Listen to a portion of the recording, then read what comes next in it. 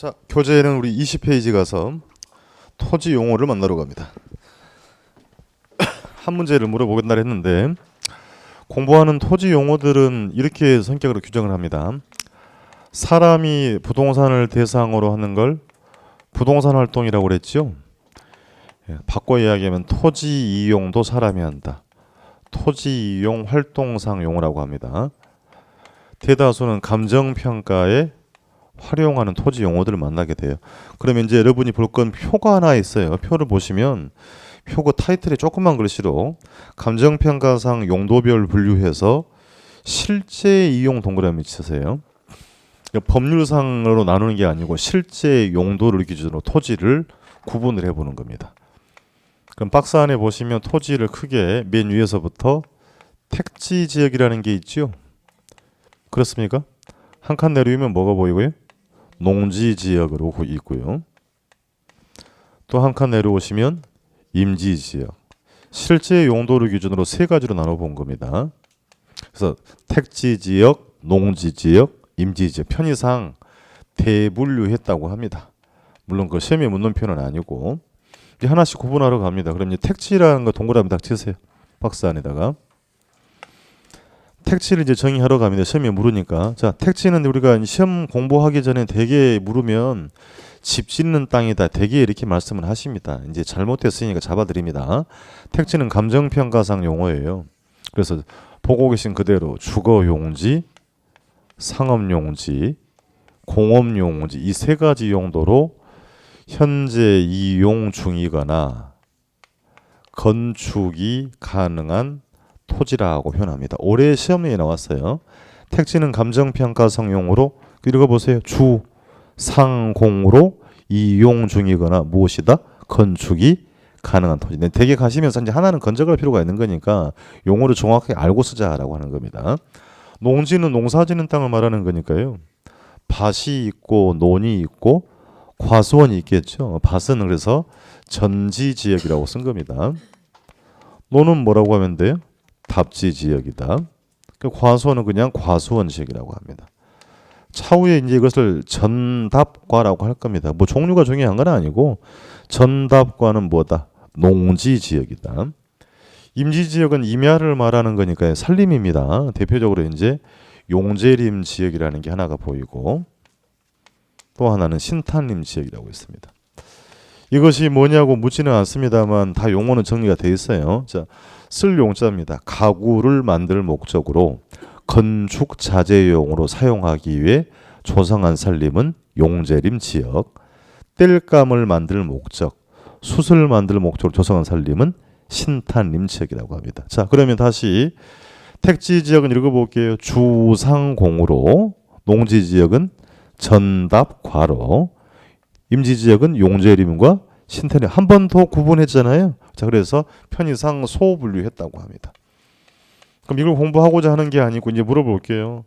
도심 지역에서는 아무래도 뭐가 많이 필요하다? 택지가. 그럼 택지에 절대량을 만들어낼 수, 생산할 수 있어 없어요? 그러니까 살아오면서 토지를 한 번이라도 만들어 본 경험이 있어요? 되지 않는다는 얘기입니다. 다시 토지는 부증성의 특성이 있다. 이야기 해보세요. 무슨 말이에요? 아니 절대량을 증가시킬 수가 없다. 그러니까 물리적인 외형적인 절대적인 공급은 불가능하다라고 했던 겁니다. 그럼 절대량을 만들어낼 수는 없어도 토지의 용도를 바꿔볼 수는 있다 공부를 한 겁니다. 그래서 토지의 용도의 전환이 가능하다. 결론부터 내리고 합니다.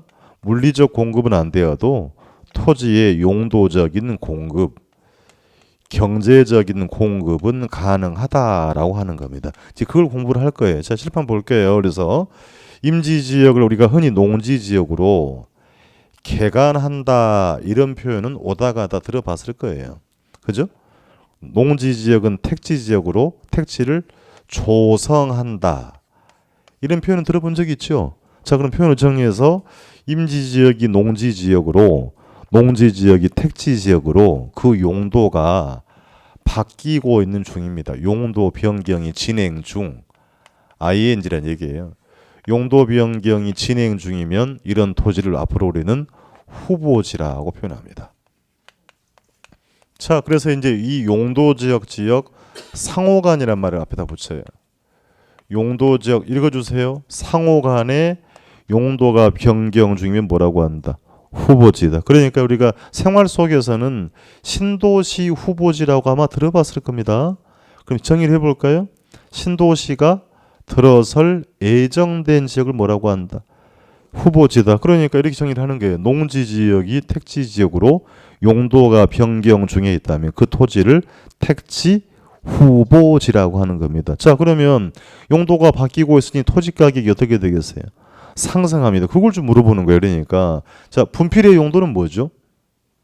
칠판에 판서용, 주무신 분 잠깨라고 던지는 거 아니죠.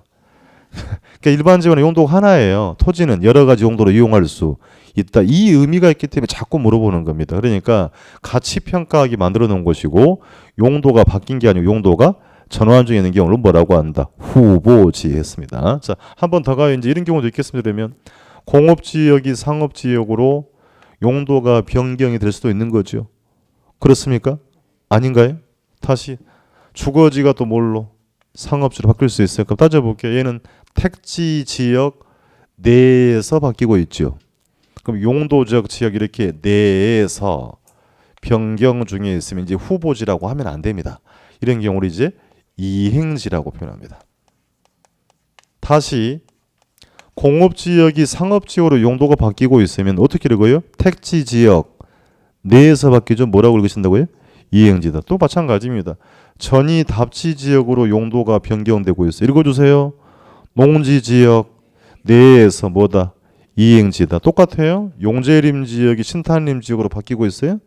임지지역 역시 내에서. 그러니까 뭐가 돼요? 이행지다. 이게 미묘한 차이예요. 그러니까 용도지역 지역 상호간에 바뀌고 있으면 뭐라고 읽고? 후보지. 용도지역 지역 내에서 변경지면 뭐라고 한다? 이행지다. 그러니까 28회에 출제된 거고 올해 나온 겁니다. 그럼 거의 해마다 묻는 문제라고 보시면 돼요. 공부가 안 되는 분들은 어려운 얘기입니다. 생활에 안 쓰기 때문에 합격자와 불합격자를 구분하기 위해서 꼭 물어보는 거다. 즉 후보지 이행지에 내포되는 토지의 개념 읽어줍니다. 뭘 말한다고요? 용도의 전환, 용도적이고 경제적 공급을 의미하기 때문에 중요한 의미를 갖는 토지 용어였습니다. 자, 우리 바닷가 매립한다고 하잖아요. 매립한 거 토지 만들어낸 거라고요? 아니에요. 용도만 바꾼 겁니다. 공유수면 매립의 경우를 우리는 용도의 전환이고 경제적이고 용도적 공급이다라고 표현합니다. 앞으로 그러니까 토지는 비용을 투입해도 절대량을 만들어낼 수 있어 없어요? 또 고민이 필요합니다. 자, 다시 분필 요거 하나 만드는데요. 비용 원가가 100원 들어간다고 할게요. 100원. 그럼 100원 투입하면 분필 하나 만들어낼 수 있죠. 이 비용이 100원이라고요. 일반 재화는 비용을 투입해 생산할 수 있단 말입니다. 그럼 제가 10억 원을 드릴 테니까 토지를 한번 만들어 와 보실래요? 10억 원 한번 줘봐라 하지 말고요. 돼요? 안 돼요? 안 돼. 토지는 비용을 투입해 절대량을 늘릴 수가 없다. 뭐다? 증승. 대신 뭐는 가능하다? 용도 전환은 가능하다. 그래서 상당히 중요한 용어가 됩니다. 여러분 토지가 절대 농지가 아니고 앞으로 택지로 개발 예정 중이라면 어떻게 돼? 가격이 올라요. 개발 중에 답이 또 올라. 개발이 완성되면 또 올라. 거기에 주택 공급하고 상가 지어되면 또 올라. 도시가 완성이 되면 또 올라. 그럼 현장에 나가시면요. 신도시 개발하면 3 곱하기 3 곱하기 3 합니다. 무슨 얘기냐면 3번 곱해보면 얼마예요? 2700 오른다고 합니다. 땅 하시는 분들이 하는 얘기예요. 물론 그렇지 않은 경우도 있는데 그만큼 왜 그런 문제가 되냐면 양 자체가 한정이 돼 있죠. 만들 수도 없고 그 지역의 토지 양도 양이 한정되어 있다. 근본적으로 공급 물량이 부족하기 때문에 사려는 사람 수요가 늘면 가격이 오를 수밖에 없다라고 하는 겁니다. 그래서 우리가 공부하는데 거기 있다는 얘기예요. 일반 상품과 성격의 차이가 분명히 있는 것입니다. 자, 교재 확인해 보겠습니다. 박스 안에 그림 보시고 읽어볼 거예요. 임지지역이 농지지역으로 농지지역이 택지지역으로 그렇게 용도가 변경되면 뭐라고요? 후보지입니다. 그게 후보지예요. 상호간에 바뀌니까 후보지고. 다시 그림 보고 택지는 주상공이라고 했지요. 그렇습니까? 하나 정리한 거고 화살표 보고요. 공업지역이 상업지역으로 바뀌고 있어요. 뭐라고 읽으신다? 왜 이행지라고 해요? 택지지역 내에서 바뀌니까 이행지입니다. 한 칸 내려와서 답지 지역이 전지 지역으로 바뀌고 있다면 그것도 뭐예요? 왜 이행지다? 농지 지역 내에서 바뀌었으니까. 하나 내려와서 용재림 지역이 신탄림으로 바뀌고 있으면 뭐다? 이행지. 됐지요? 그럼 하나만 더 볼 겁니다. 과수원 지역이 쭉 따라 올라가서 뭘로 바뀌고 있어요? 주거 지역으로. 뭐라고 하셔야 돼?